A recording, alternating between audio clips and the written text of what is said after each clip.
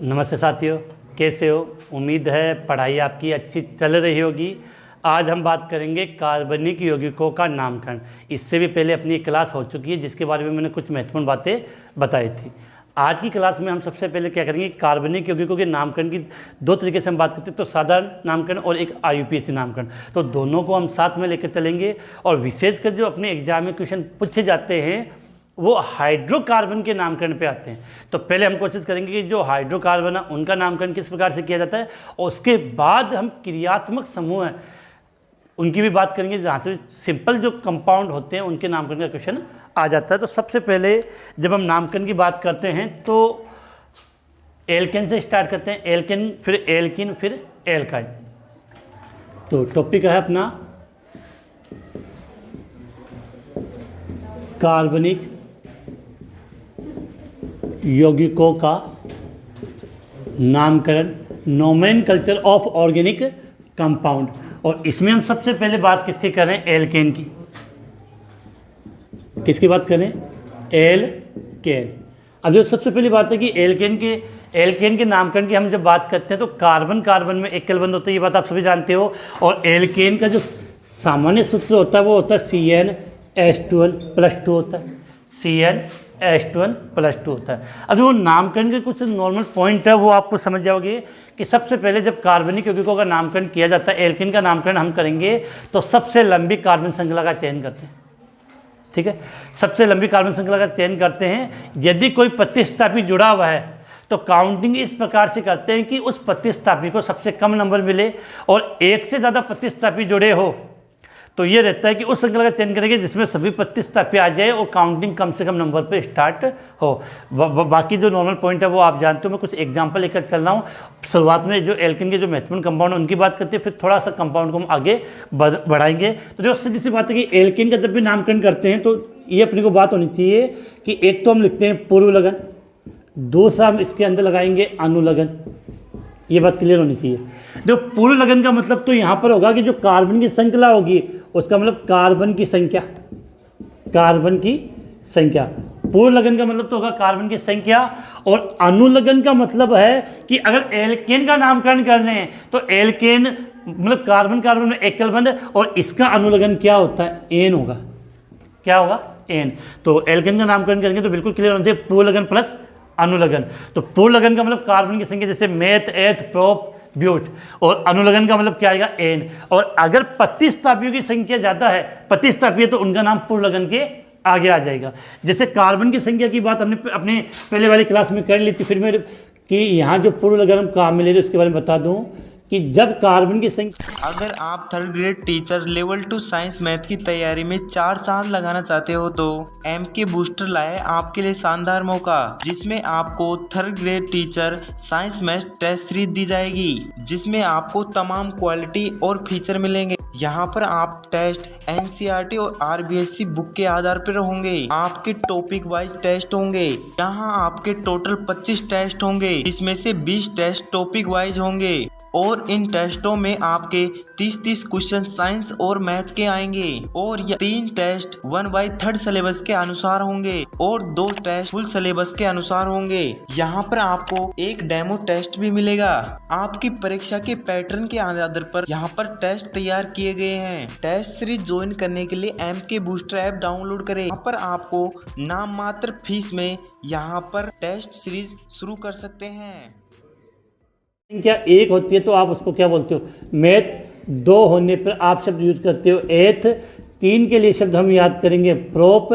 4 के लिए जो शब्द काम में लेते हैं उसको बोलते हैं ब्यूट। 5 के लिए शब्द काम में लेते हैं पेंट, और 6 के लिए जो शब्द काम में लेते हैं उसको हम क्या बोलते हैं, हेक्स। इससे ज़्यादा अपने को कोई आवश्यकता नहीं है। तो ये तो हो गया आपका पूर्व लगन। और एल्केन है तो इसका अनुलगन सदैव क्या होगा, एन होगा, कोई कन्फ्यूजन नहीं है।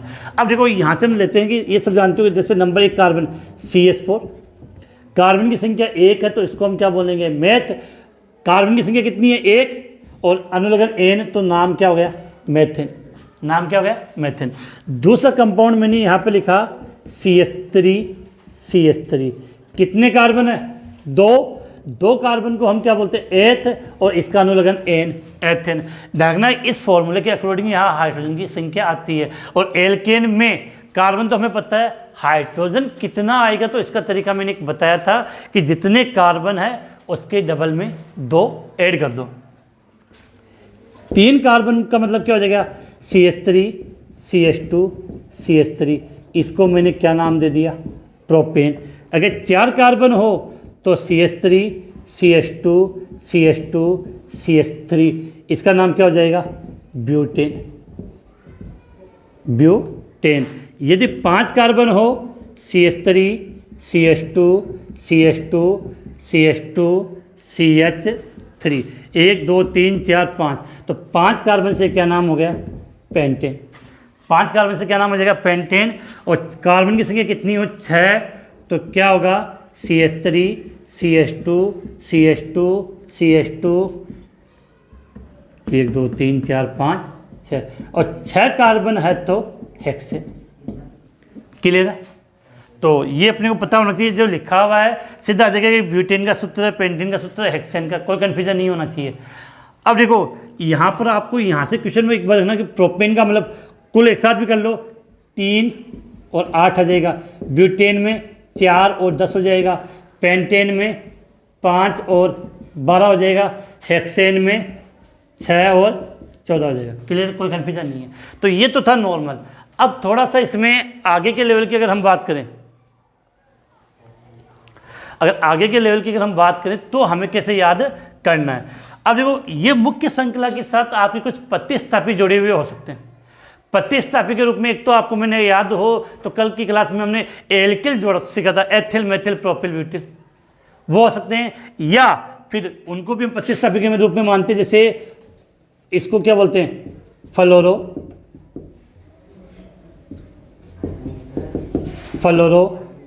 Cl का मतलब क्लोरो, Br का मतलब ब्रोमो, और I का मतलब आयोडो, या बहुत सी जगह आपको NO2 भी प्रतिस्थापी के रूप में मिल जाएगा, तो इसको हम क्या बोलते हैं, नाइट्रो। और इनके अलावा प्रतिस्थापी के रूप में आपको R मिलता है, R को हम क्या बोलते हैं, एल्किल। जैसे मैंने अपने लास्ट क्लास में बात की थी, मैथिल, एथिल, प्रोपिल, ब्यूटिल। जैसे क्लियर होगी बात? देखो यहाँ पर हम नामकरण सीखते हैं। जैसे मैंने ये लिखा CH3 CH CH3 CH3, मुझे कहा गया इसका नाम लिखना है, कौन सा, साधारण और IPC। देखो साधारण नाम तो मैंने आपको बता ही दिया था, 4 कार्बन है, CH3 नीचे है, तो इसको हम क्या बोलेंगे, आइसोब्यूटेन। क्या नाम था इसका, आइसोब्यूटेन। लेकिन जब हम इसका IPC नाम करें तो देखो ये एक सीधी 3 कार्बन की सीधी श्रृंखला हुई। अब काउंटिंग की दर से भी करो, लेकिन प्रतिस्थापी जो CH3 को हम क्या बोलेंगे, जो मुख्य श्रृंखला के अलावा जो शेष रह जाता है, मुख्य श्रृंखला के अलावा जो शेष रह जाता है उसको हम बोलते हैं प्रतिस्थापी। क्लियर है? तो ये CH3 रह गया। अब CH3 कितने नंबर पे, 2 नंबर पे, तो इसका नाम क्या हो जाएगा, 2 मेथिल। और कार्बन की श्रृंखला कितनी बच गई, 1 2 3, तो 2 नंबर पे CH3 और 3 कार्बन से क्या, 2 मेथिल प्रोपेन। क्या लिख दिया, 2 मेथिल प्रोपेन। अगर आगे बात समझे, CH3 CH3 CH3 CH3, हमें इसका नाम देना हो तो देखो 3 कार्बन की ये सीधी श्रृंखला हो गई, ये दोनों बच गए, वो क्या हो गए, प्रतिस्थापी। अब काउंटिंग किधर से कर लो, बात बराबर ही है। तो 3 कार्बन की श्रृंखला है, 2 पर है, अब 2 पर ही CH3 और 2 पर CH3 है। जब प्रतिस्थापी 1 से ज़्यादा हो और उनकी संख्या समान हो, जब प्रतिस्थापी 2 या 2 से ज़्यादा और उनकी संख्या समान हो, तो 2 होने पर तो उसके लिए, अगर 2 प्रतिस्थापी समान है तो उसके लिए क्या लेंगे, डाई, 3 समान है तो लेंगे ट्राई, 4 समान है तो लेंगे टेट्रा, 5 समान है तो पेंटा, और 6 समान है तो हेक्सा शब्द का प्रयोग होते हैं। यहाँ हेक्स बोलते हैं और यहाँ हेक्सा शब्द का प्रयोग करते हैं, बिल्कुल क्लियर होना चाहिए। अगर प्रतिस्थापी 1 से ज़्यादा है, 2 3 4 5 समान हो, तो 2 के लिए डाई, 3 के लिए ट्राई, 4 के लिए टेट्रा, 5 के लिए पेंटा और 6 के लिए हेक्सा शब्द का प्रयोग किया जाता है। तो यहाँ पर समझें, ये भी CH3 2 नंबर पर, ये भी CH3 2 नंबर पर है। पहले सादा नाम तो क्या होगा, नियोपेंटेन, जो मैंने अपनी पहले वाली क्लासों में बता दिया था। 2 नंबर पे है तो 2 2, ये भी 2 पे और ये भी 2 पे, 2 ध्यान, अंकों के बीच में सदैव कोमा आएगा। जब अंक लिखते हैं, अंक लिखेंगे तो अंकों के बीच में सदैव क्या आता है, कोमा आता है। और अंक के बाद अगर नाम लिखेंगे तो हाइफिन, हाइफिन का मतलब डैश आएगा। तो 2 ये CH3 को हम क्या बोलते हैं, कल की क्लास में पढ़ा था कि CH3 को क्या नाम बताया था मैंने, मेथिल। कितने मेथिल है, 2, तो 2 डाई मेथिल, और 3 कार्बन से क्या नाम हो गया, प्रोपेन। तो क्लियर होना चाहिए, ये तो है साधारण नाम, ये IPC नाम, ये साधारण नाम, और ये आपका IUPAC नाम। एक दो एग्जांपल मैं और समझाता हूँ आपको। CH3 CH2 CH Cl CH3, ये इसको मैं थोड़ा सा ऐसे घुमा लेते हैं, दो थोड़ा सिंपल से एग्जांपल लेते हैं। CH3 CH2 CH2 Cl, ठीक है। इसका हमें नाम लिखना है। तो देखो 3 कार्बन है, साधारण नाम तो इसका क्या होगा, प्रोपिल, एन प्रोपिल, और Cl को क्या बोलते हैं, क्लोराइड। तो साधारण भाषा में जो इसका नाम दिया जाता है वो तो आता है एन प्रोपिल क्लोराइड। साधारण भाषा में तो इसका क्या नाम होता है, एन प्रोपिल क्लोराइड। लेकिन जब IUPAC से नामकरण करते रहो, 25 कार्बन पे जोड़ा तो 1 2 3, 1 नंबर पर Cl है। Cl के लिए 25 में कैसे काम में लेते हैं, क्लोरो। कितने नंबर पे, 1 पर है, तो नाम हो जाएगा 1 क्लोरो, 1 क्लोरो। और 3 कार्बन से इसका नाम क्या जाता है, प्रोपेन। तो क्या नाम हो गया, 1 क्लोरो प्रोपेन। एक और एग्जांपल ले लेते हैं इसका, CH3 CH CH3 Cl। इसके नाम की बात करें तो देखो, इस रचना को आपने क्या नाम दिया था, आइसो, याद आया तो इसको हमने क्या नाम दिया था, आइसो। और Cl है तो इसका नाम हो जाएगा आइसोप्रोपिल क्लोराइड, आइसोप्रोपिल क्लोराइड। क्या नाम होगा इसका, आइसोप्रोपिल क्लोराइड। लेकिन जब IUPAC से नामकरण करेंगे तो ये 3 कार्बन की सिद्धि श्रृंखला का चयन करेंगे। अब काउंटिंग या तो इस सिरे से होगी या काउंटिंग इससे होगी। तो इधर से करते हैं तो 1 2 3, तो 2 नंबर पे Cl है, 2 नंबर पे Cl है, तो इसका नाम क्या हो जाएगा, 2 क्लोरोप्रोपेन, 2 क्लोरोप्रोपेन। तो इस प्रकार से आपका ये जो एल्केन का नामकरण है वो आपसे पूछा जा सकता है। उसके लिए अपने को ये बातें पता होनी चाहिए। शॉर्ट में जितना मुझे अच्छा लगा वो मैंने आपको समझा दिया है, और इस नामकरण में मुझे उम्मीद भी नहीं है कि आपको कोई कन्फ्यूजन होगा। इसके बाद हम लेंगे एल्किन और फिर बात करेंगे एल्काइन के लिए, एल्किन, उसके बाद हम बात करेंगे एल्काइन की। और ये ध्यान रखना कि ये जो fluorine chlorine bromine iodine nitro और एल्किल समूह मैंने कल की क्लास में लिखाए थे, उनको हम क्या मानते हैं, प्रतिष्ठा भी मानते हैं। तो उम्मीद है स्क्रीनशॉट आपने ले लिया होगा। अब आगे हम बात करते हैं,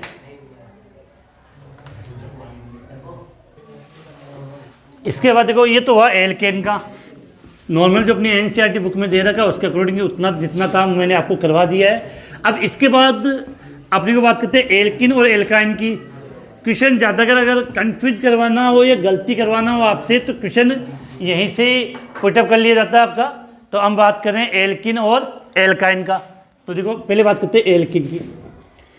पहली बात आपके समझ में आनी चाहिए, जब एल्किन की बात कर रहे हैं तो एल्किन का मतलब कार्बन कार्बन में क्या होगा, डबल बॉन्ड। एल्किन का मतलब क्या होगा, कार्बन कार्बन में क्या होगा, डबल बॉन्ड। और एल्किन का फॉर्मूला क्या होता है, CnH2n होता है, CnH2n होता है। और देखो एल का मतलब तो पूर्ण लगन तो कार्बन की संख्या होगी।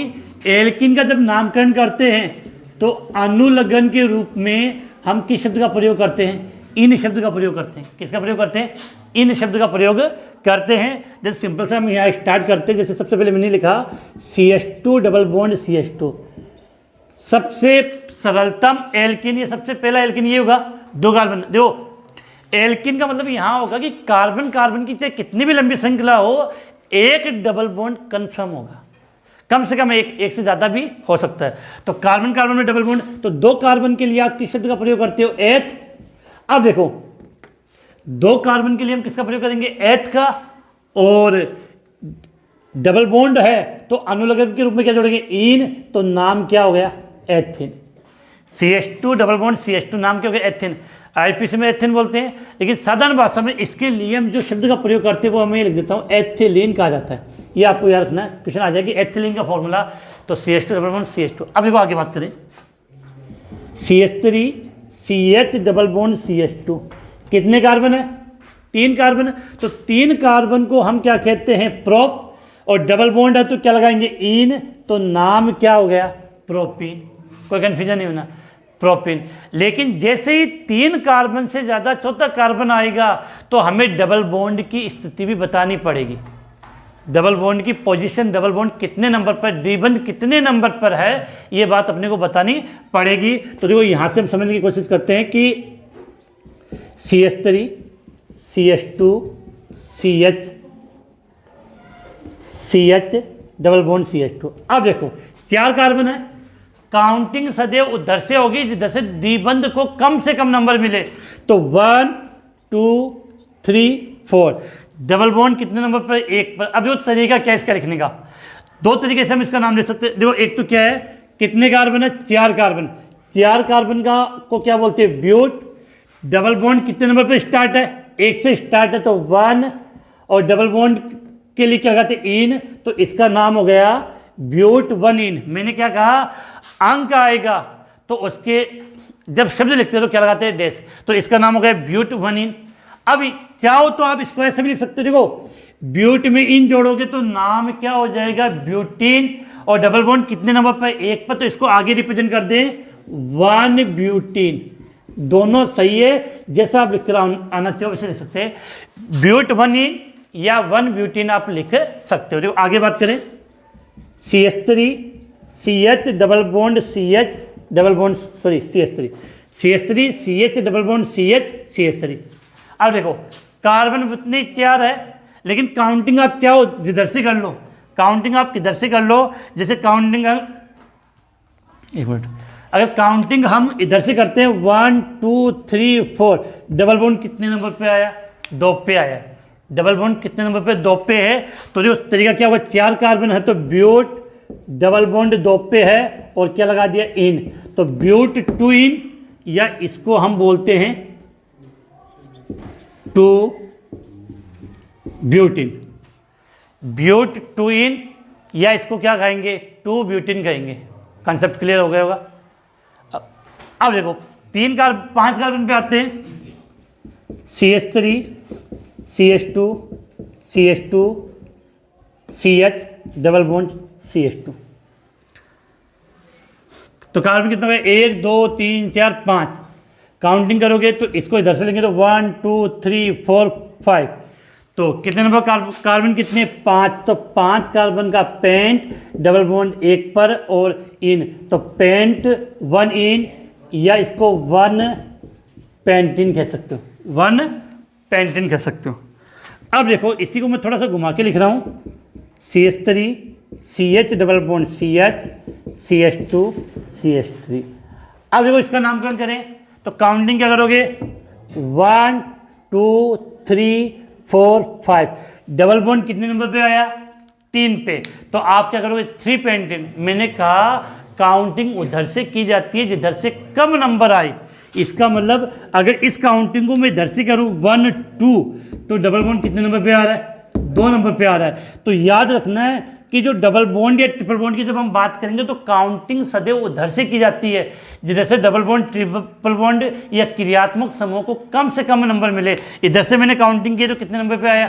2 पे। तो अब इसके अकॉर्डिंग इसका नाम दे दो पेंट 2 इन या 2 पेंटिन।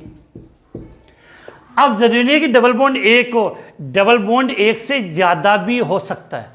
डबल बॉन्ड 1 से ज़्यादा भी हो सकता है। जैसे एग्जांपल समझते हैं, CH2 double bond CH CH double bond CH2 लिख दिया। CH2 double bond CH CH double bond CH2। Carbon कितने हैं? 4।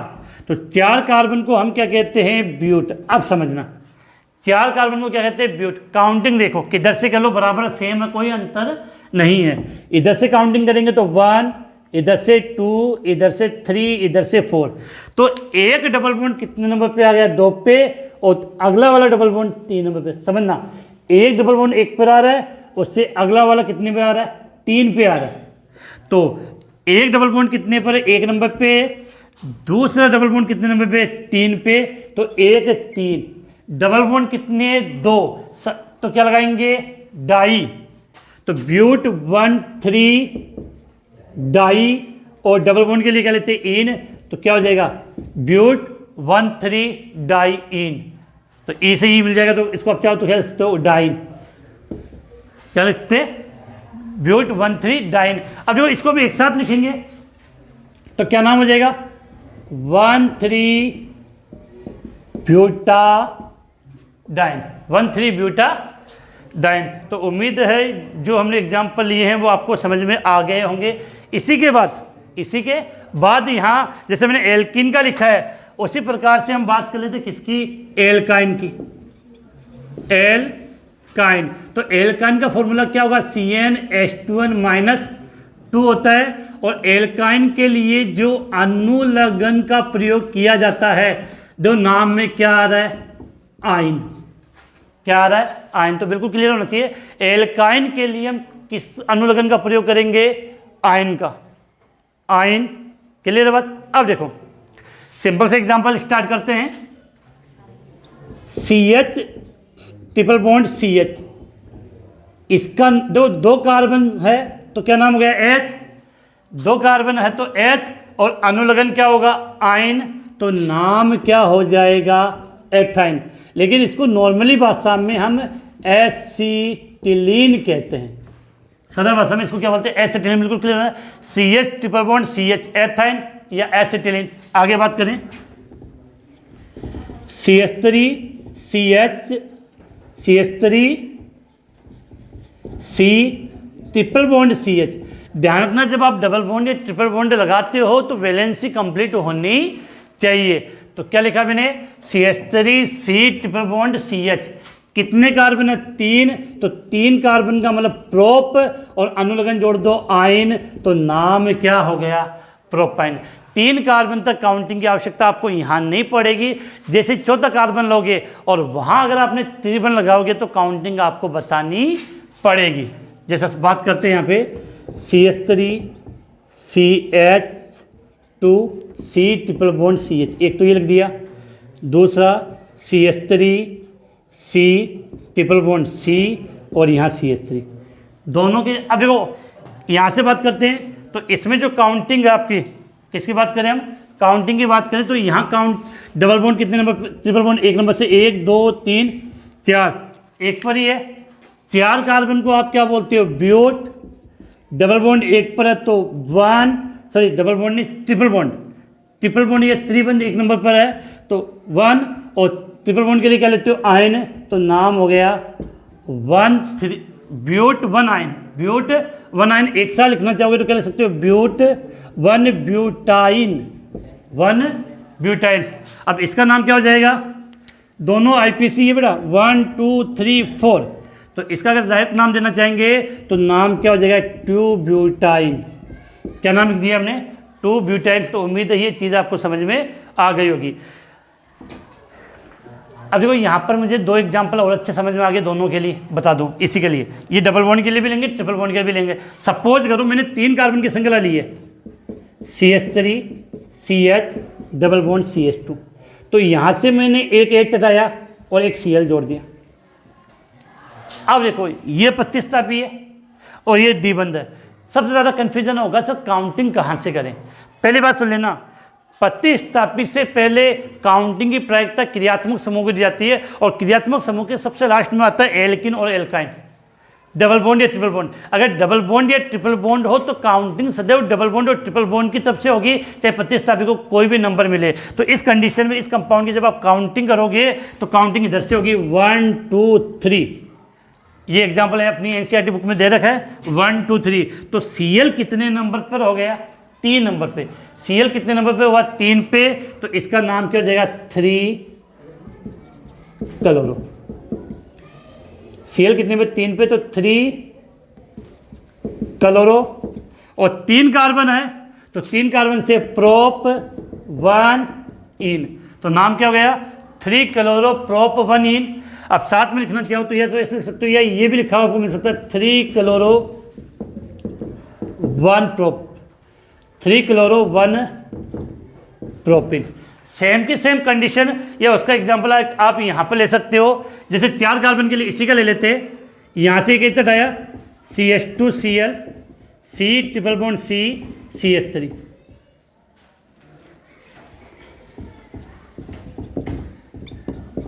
इसका नाम करना है। तो काउंटिंग के लिए क्या करोगे, इधर से काउंटिंग होगी आपकी 1 2 3 4।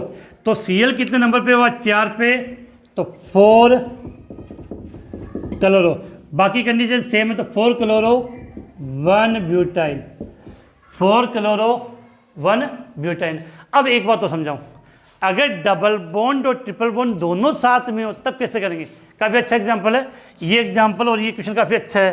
जो एक बात करें, जैसे CH triple bond C, CH double bond CH2, एक तरफ डबल बॉन्ड है और एक तरफ ट्रिपल बॉन्ड है। अब सबसे बड़ा कन्फ्यूजन है, नामकरण तो आप कर लोगे, सर काउंटिंग इधर से स्टार्ट करें या इधर से करें, कमेंट्स में बताओ। काउंटिंग डबल बॉन्ड की तरफ से होगी या ट्रिपल बॉन्ड की तरफ, देखना नहीं, कमेंट्स करके बताना है। ध्यान रखना कभी भी कन्फ्यूजन हो, अगर डबल बॉन्ड और ट्रिपल बॉन्ड दोनों आए तो काउंटिंग है वो डबल बॉन्ड से स्टार्ट होगी। किधर से, डबल बॉन्ड वाली साइड से, अर्थात डबल बॉन्ड को, द्विबंध को कम अंक मिलना चाहिए त्रिबंध की तुलना में। तो काउंटिंग किधर से होगी, दस से, तो 1 2 3 4, 1 2 3 4। अब 4 कार्बन के लिए आप क्या बोलते हो, ब्यूट। डबल बॉन्ड कितने नंबर पे, एक पर, तो ब्यूट 1 इन। ट्रिपल बॉन्ड कितने नंबर पे, 3 पे, देखो 3 पे स्टार्ट होता है, ब्यूट 1 इन 3 आइन। तो ये कंपाउंड काफ़ी इंपॉर्टेंट क्वेश्चन आ जाता है एक ये। तो इसका नाम क्या हो गया, ब्यूट 1 इन 3 आइन। कोई कन्फ्यूजन आपके होना नहीं चाहिए इसके अंदर। इसके बाद अगर बाई चांस अगर ट्रिपल बॉन्ड की हम बात करें, किसकी, ट्रिपल बॉन्ड की बात करें, और उसमें 2 आ जाए तो कन्फ्यूजन नहीं होना चाहिए, सेम उसकी तरह हो जाएगा। जैसे CH, अगर एग्जाम्पल ले हम इसका अच्छा सा एक, कि CH triple bond C, CH2 C triple bond CH। Carbon की काउंटिंग कर लो 1 2 3 4 5। तो एक ट्रिपल बॉन्ड एक नंबर पे और एक 4 नंबर पे, तो क्या जाएगा 1 4, या पेंट 1 4 डाई आइन, पेंट 1 4 डाई आइन। तो उम्मीद है ये चीज़ें आपको समझ में आई होगी। तो इस क्लास में, जो आज की क्लास हमने की है, पहले आप एक बार इसका स्क्रीनशॉट लें, उसके बाद हम आगे बात करते हैं। तो स्क्रीनशॉट आपने ले लिया होगा, और सीधी सी बात है कि नॉर्मल कंपाउंड है, ज़्यादा हमने कार्बनिक यौगिकों के नामकरण की जो अपनी बुक के करोगे इतनी बात की है। तो एल्किन और एल्काइन का नामकरण किस प्रकार से करता है मैंने आपको यहाँ पे समझा दिया है, और विशेषकर थोड़ी सी आप प्रैक्टिस कर लोगे तो आपको बिल्कुल ही याद हो जाएगी। इसके बाद अपनी जो नेक्स्ट क्लास होगी उसमें ज़्यादा नहीं, लेकिन जो क्रियात्मक समूहयुक्त कंपाउंड है, जैसे आपका एल्कोहल है, एल्डिहाइड है, कीटोन है, ईथर है, कार्बोक्सिलिक अम्ल है, इनसे रिलेटेड क्वेश्चन आ जाते हैं। तो क्रियात्मक समूहयुक्त यौगिकों के जो सामान्य नामकरण है और IPC जो सिंपल कंपाउंड है, उनकी हम बात अपनी नेक्स्ट क्लास में करेंगे। तो आज की क्लास यही समाप्त करते हैं।